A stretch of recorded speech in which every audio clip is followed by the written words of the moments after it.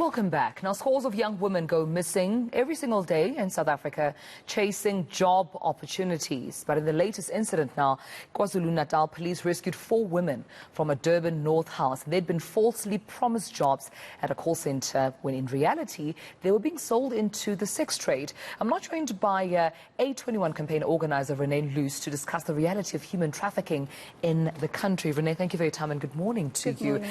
I mean, I could just imagine how prevalent such incidents are. With the high unemployment rate, women told and promised what looks like legitimate job opportunities only to find that it is a trap for possible human and sex trafficking. Tell me the realities and the data on the ground on how prevalent this is. Thank you so much for having us and for raising this issue. We think it's so important. The worrying factor in South Africa is that human trafficking is happening across the world.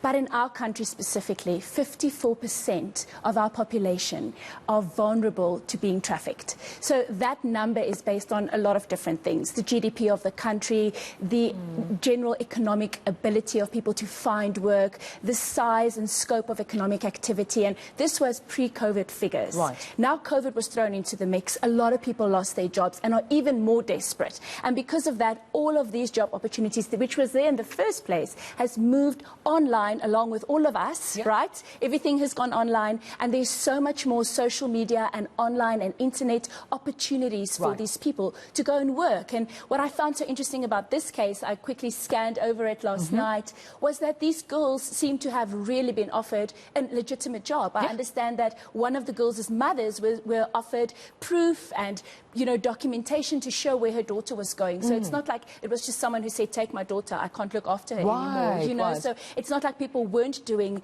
their research. And so it seems like, you know, there's always been this vulnerability in our country. Remember, sex trafficking, any organized crime is based on the vulnerable. And there are just so many more people vulnerable right now. So how can you then, like you mentioned, you know, obviously there was enough information shared with both the young women and the mother. I think she had to also recruit some relatives, right, to go to Durban. How do you then spot that an opportunity may be amiss, that it may be suspicious, especially when you're vulnerable, you're desperate, and it looks good? Yes. I feel, I don't know, but I feel just because there was a mother involved and it says that there was documentation involved, they were asking questions from the beginning, right? So I think if it looks too good to be true, it probably is too good to be true.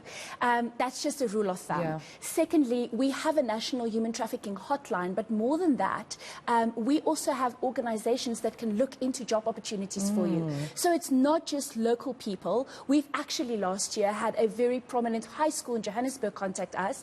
A daughter was recruited for modeling in Europe, and they asked us to check it out, and it was absolutely false. So there are organizations you can phone. There's a hotline, a human trafficking hotline. They will immediately check out the job opportunity. They have resources to do so. Wait a day or two. Check it out. Make sure that this is legitimate. I know it's so hard during the age of internet and you know, social media, but wait a day. It's going to save your life. Especially if you're pressurized to make a decision now, or else you lose the opportunity. Oftentimes, I feel that comes with a quick response. Quickly, you have to do it now.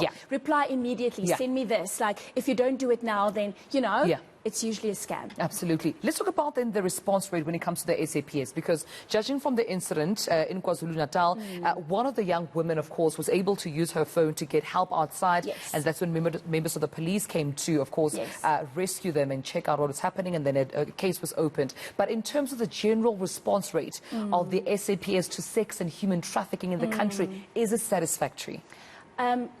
Unfortunately, I don't think it is, but it's just because, you know, it's what we see and where I am. I think the SAPS is doing a lot of great work, and they have really improved. There's a lot of training going on. There's a lot of special investigators that are actually being trained. So that is a good thing. What has happened with COVID was all of these things were happening anyway, and then the lockdown came. So the majority of the police was entangled in enforcing the lockdown. They had to make sure that we're not driving around, that we're wearing our masks, that we're doing all of those things, which is totally legitimate. it. But that created an opportunity for all the other things to just become prevalent again because no one was really watching. Yeah. So if we can help the SAPS, if we can give them tips, if we can, raise awareness on a community-based level, that actually strengthens them and helps their hand. Most of the tips that come in from the community. Yeah. Over 50% of our hotline tips come from the community. And we pass those on to the relevant investigators and people we have relationships with. Right. And it's not just 821. There are multiple organizations. And I'm sure that you do it anonymously, right? Because they want to protect their identity. Absolutely. The reason I'm asking is because this was a luxurious house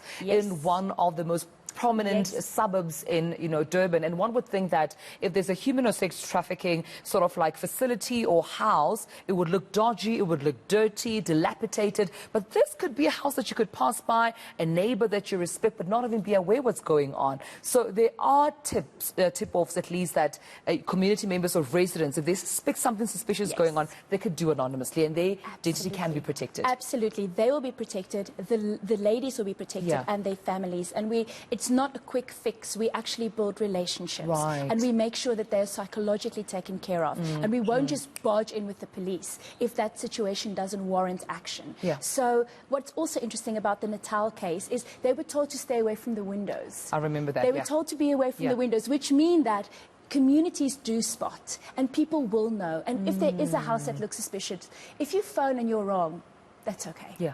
But if you were right, then you may have saved a life. Absolutely. Before I let you go, obviously there is trauma involved here. There were initially 5 young women. One managed to escape. Yes. She just didn't feel comfortable in staying any longer. The 4 that were rescued, what psychological help do they need at this time to get over this trauma? Very good question, because often I think we just look at the crime and we don't always look at the repercussions. And what happens with exploited people and vulnerable people is if they don't get the correct help, they will fall back into it. And so we've actually seen that across the world, that it's communities that get exploited and get exploited again. So they need psychological care. We need more houses and centers that can let them in and help them, almost like a halfway house, a stop between we reintegrate them back into society. There's incredible people doing amazing work on this front, but we need all the help we can get. Well, I appreciate you highlighting the story and speaking to us about it this morning, Renee. Thank you so much for the work you're doing in raising awareness around human and sex trafficking, and thank you for coming to the show. All right, Renee Luus, of course, joining us this morning from 821 organization which fights human trafficking. As she's mentioned before, research, and customize yourself with those organizations that are there to help you to ensure that you are safe before making that important decision of traveling outside your comfort zone, your work or your home living area to go look for a job. But of course, this is the South African Morning. More to come. Stay tuned.